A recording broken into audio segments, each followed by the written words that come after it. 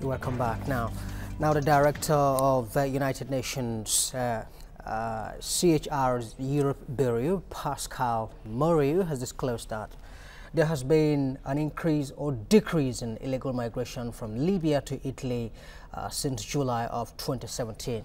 He revealed this in the 2018 United Nations HCR report released in Geneva yesterday. According to him, this decrease of refugees and migrants continued in the first 3 months of 2018 with a 74% drop compared to last year's figure. Let's now bring in migration expert Emmanuel Oknokwo, who is here in the studios here with us to talk more about it. Thank you very much indeed for coming. Thanks for being here. Thank you for having me. Well, why do you think that there has been this decrease reported by the United Nations? Do you think it's because the people are now starting to realize the dangers involved in migration? Yeah, I think it's partly that. There are a variety of reasons.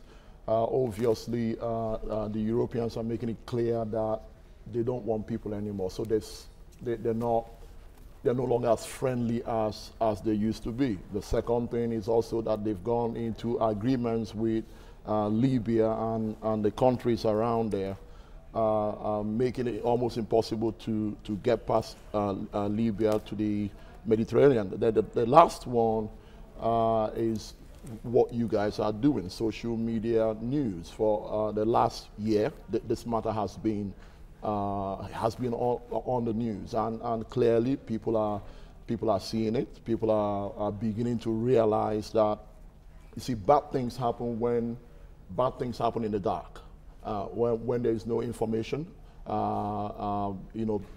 Horrible things can happen. So I'm not quite sure it's just one thing. It's a combination of all these factors, yes. And especially when good people don't speak up. Exactly, when good people don't say something. Yeah, yes. Okay, so policies put in place by the European Union seem to be working. Now, can the African continent share in this applause?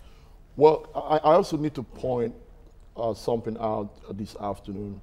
Yes, there's been a drop in across the Sahara migration, but there's been no drop in the desire from these young people to travel.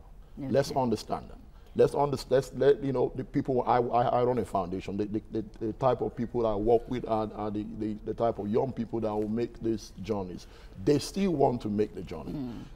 There's not been a change in their economic circumstance here. There's not been any radical policy change that's brought better life for them. The reason why they're not making that journey is that the people who would normally facilitate those journeys are now on their own.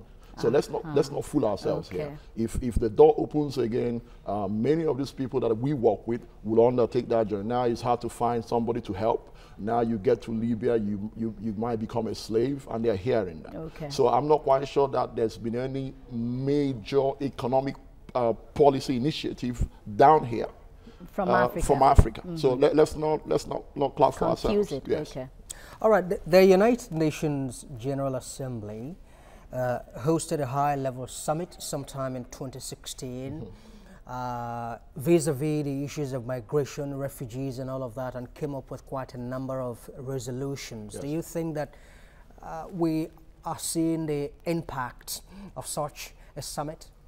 Well, yes, because as I said, what they've done is clearly Europe is no longer that very friendly a heaven as it used to be. Like what we saw in Israel, where quite a number of African migrants were, thrown into prison. Yes. Until recently, when the court had to stop the move. Absolutely. So those destination countries have now become very harsh, and also the Europeans are spending a lot of money in countries around the Mediterranean.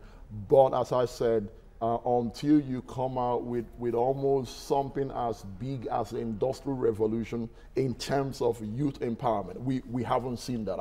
There's not a single African leader that's giving us a radical youth empowerment revolution. Because until you do that, the incentive, yes, you've closed the doors, yes, it's now more dangerous, yes, the press has made it very clear that you're going there to die.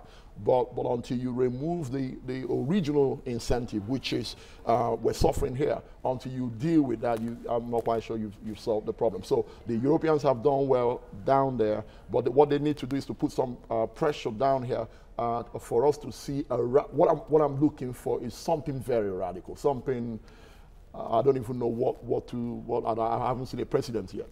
But you must agree with me that a 74% drop is really high. It is big. What can we do to sustain that?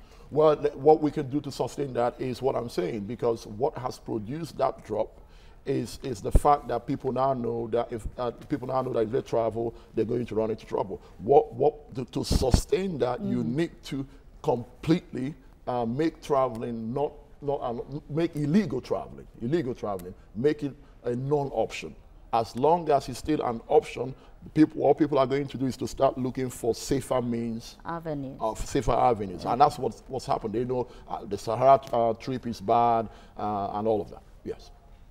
So that's what needs to happen here, and I just hope our nation can come up with a radical economic policy to address youth unemployment. All right, let's just hope that this drop sustains itself and all of that. Yes. Emmanuel Oknokwo, migration expert, thank you for sharing your thoughts with us on TVC News. Thank you.